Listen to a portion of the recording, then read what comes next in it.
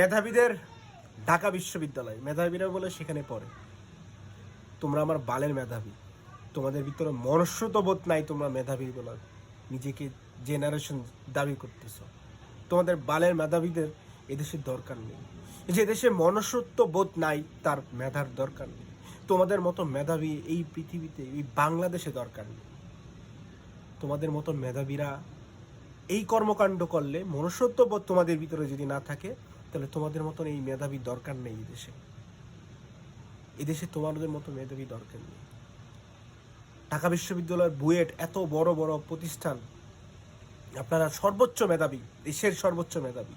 তোমাদের মতন এই মেন্টালিটি, বালের মেন্টালিটির মেধাবী আমার দেশের দরকার নেই। আমরা অনেক ভালো আছি।